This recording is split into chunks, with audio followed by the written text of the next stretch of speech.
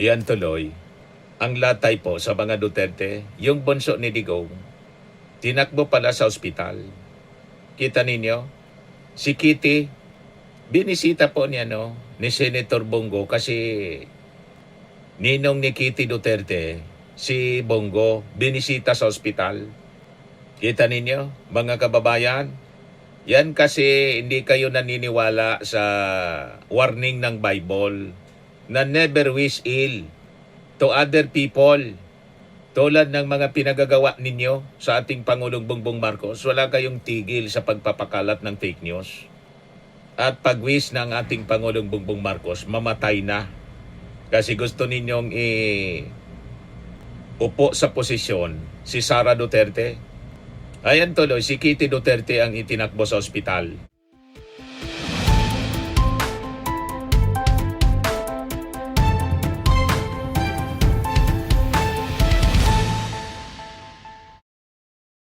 Hello po mga kababayan, si Dante Maravillas. Wala pa ring tigil po sa pagpapakalat ng kasamaan, fake news, pagwiwis ng masama sa ating Pangulong Bongbong Marcos, yung mga DDS influencers. Iyan tuloy mga kababayan. Sabi nga sa kasabihan, yung lagi nating sinasabi, hampas sa kalabaw, sa kabayo ang latay. Bakit anya Mr. Maravillas, ano yung mga nangyayari ngayon? Ayan wala pa rin silang walang tigil pa rin sila sa pagpakalat ng fake news. Ito yung pinapakalat niyo. Again guys, di papatay. Itodo lang natin ang dasal. Yan ang isa sa mga rabid DDS mga kababayan na nagpapakalat ng fake news laban sa ating Pangulong Bongbong Marcos. Iyan tuloy, ang latay po sa mga Duterte, yung bunso ni Digong, tinakbo pala sa ospital. Kita ninyo, si Kitty, binisita po niya ni Senator Bongo kasi ninong ni Kitty Duterte, si Bongo, binisita sa ospital. Kita ninyo, mga kababayan, yan kasi hindi kayo naniniwala sa warning ng Bible na never wish ill to other people. Tulad ng mga pinagagawa ninyo sa ating Pangulong Bongbong Marcos, wala kayong tigil sa pagpapakalat ng fake news. At pag-wish ng ating Pangulong Bongbong Marcos, mamatay na. Kasi gusto ninyong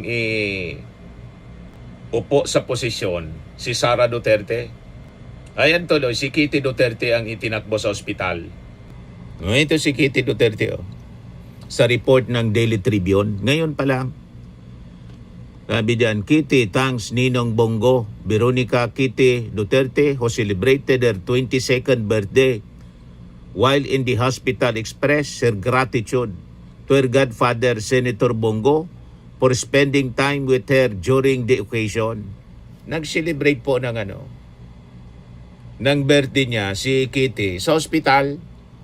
Kita niyo? And sabi niya, thank you for being like a second papa to me. She shared that she received a fruit basket while hospitalized and was also given gifts. Thank you for being like a second papa to me, Kitty said in a message describing Go as one of the most loyal allies of her father, former President Rodrigo Duterte. Sinare mismo ito mga kababayan na video ni Bongo.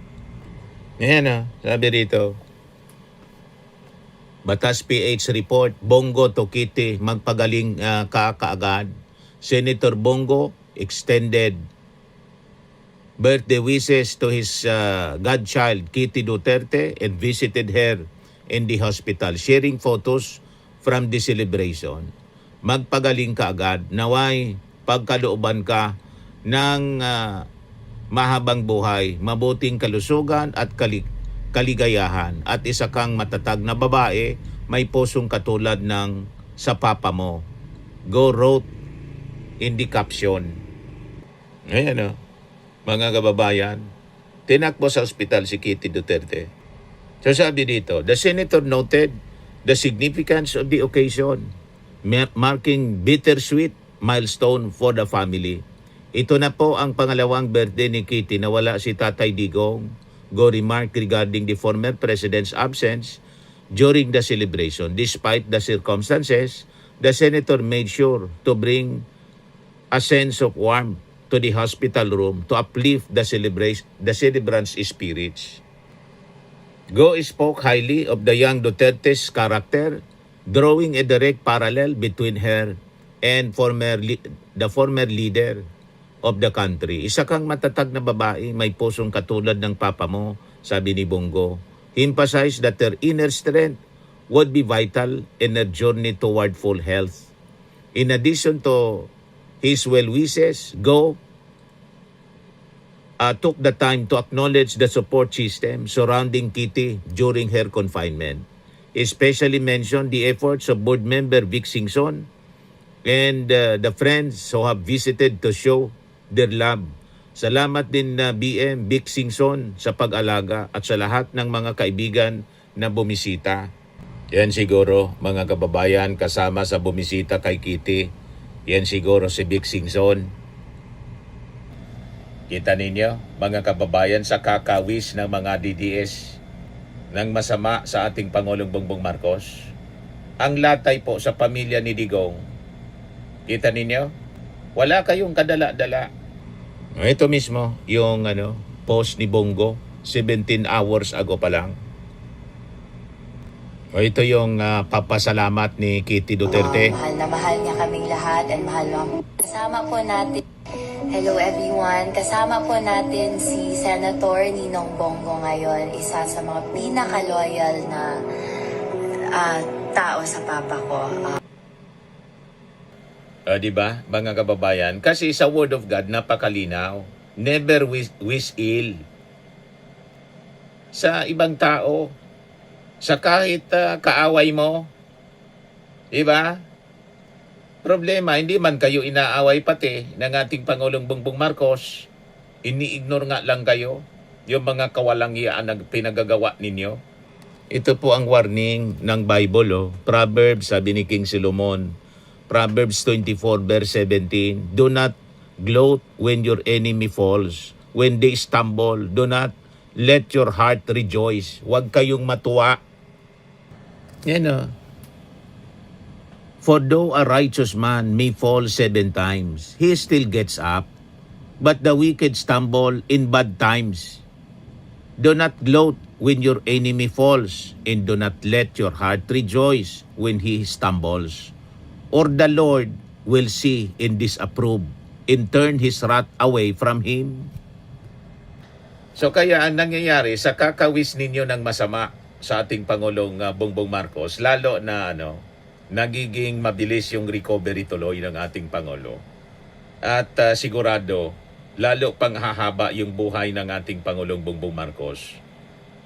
Hanggang sa matapos niya yung kanyang term, at baka maging Prime Minister pa to serve the country, mga kababayan, for the next 20 years. O, di ba? Yan ang mangyayari, mga kababayan. Yung ating Pangulong Bongbong Marcos, napakabilis ng recovery niya. Habang yung kanyang mga kalaban, hindi mga sila tinuturing na mga kalaban, aros mga naagnas na tulad ni Harry Roque.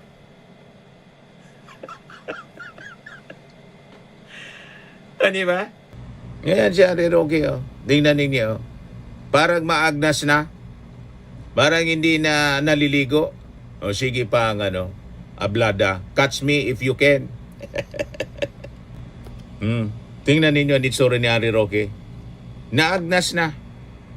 Sa kakawis ng masama sa ating Pangulong Bongbong Marcos, ng mga Duterte, at ng kanyang mga minions, ang tama sa kanila, ang buwelta sa kanila. Yung ating Pangulo, fully recovered na, yung sa araw ng kagitingan nito, April 9, poging-pogi tuloy, mga kababayan. O, di ba? Tapos sabi nila, recycle daw itong video. Poging-pogi yung ating Pangulo, napakakisig, napakalakas. Pinag-iisipan nila ng masama. Yung mga nagwiwis ng masama at nagsasalita ng masama, tingnan ninyo mga kababayan ito. Si Mijaldea, nung birthday ni Digong, nagsasalita mga kababayan doon sa sa Davao. O ito yung sinapit. Ito ang mga sagot niya sa akin. Dili kong pinakadisod Oh. Muntik ng kalawitin ni kamatayan po. sa serbisyo sa katauhan. You see? Ang aking pananalita ngayon sapagkat kung sundin ko ang tagumpati ni Atty. Abisado kanina, baka hindi ko matatapos ang aking speech. So, di ba, mga kababayan, munti ka na sa kakadaldal niya ng masasama laban sa ating Pangulo. Ito ang mga sagot niya sa akin. Dili kong pinakadisod pero apil na ni sa serbisyo sa katauhan.